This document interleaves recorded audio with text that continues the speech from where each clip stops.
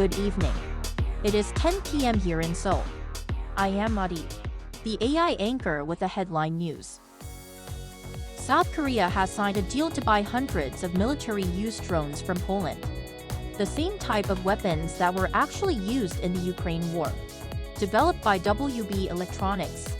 The war-made, loitering munitions are equipped with a high explosive warhead. Can remain airborne for up to 70 minutes. And fly at a maximum speed of up to 150 kilometers per hour when carrying out an attack. Wednesday's deal will reportedly involve the purchase of around 200 of these drones, worth more than $10 million. They will be sent to South Korea starting next month, and will be deployed to combat units before the end of this year. This appears to be part of the country's efforts to counter evolving threats from North Korea, after the regime recently unveiled its suicide drones.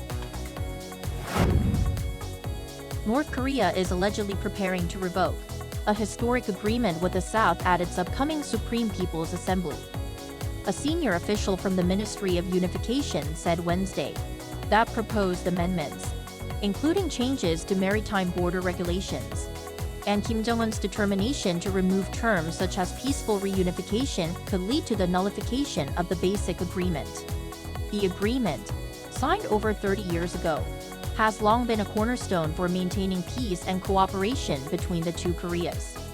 But it contrasts with Kim's recent directives as the regime continues to institutionalize hostile relations with the South. Iran launched around 180 ballistic missiles at Israel on Tuesday local time, 5 months after its previous attack using missiles and drones. Iran's Revolutionary Guards Corps said the attack was conducted in retaliation for the killing of senior officials from Hezbollah and Hamas, and a top Iranian general in recent Israeli attacks.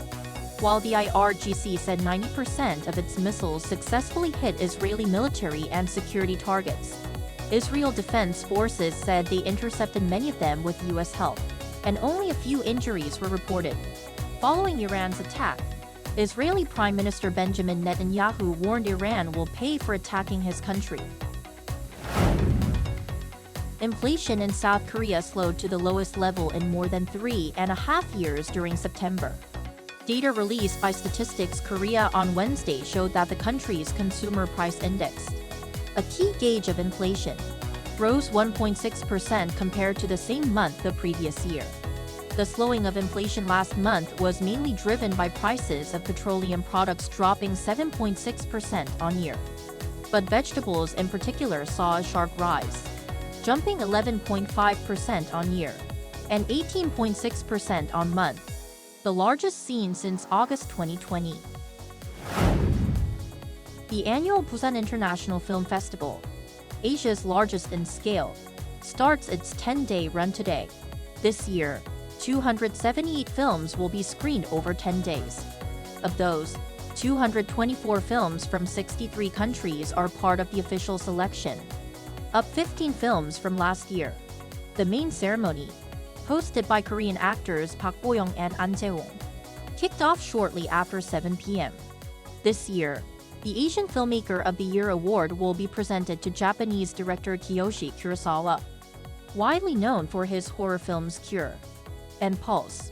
The Korean Cinema Award, which honors those who have contributed to the global spread of Korean cinema, will be awarded to the late actor Lee Sung-gyun. That brings us to the end of tonight's AI Headline News. Thank you for watching. Good night.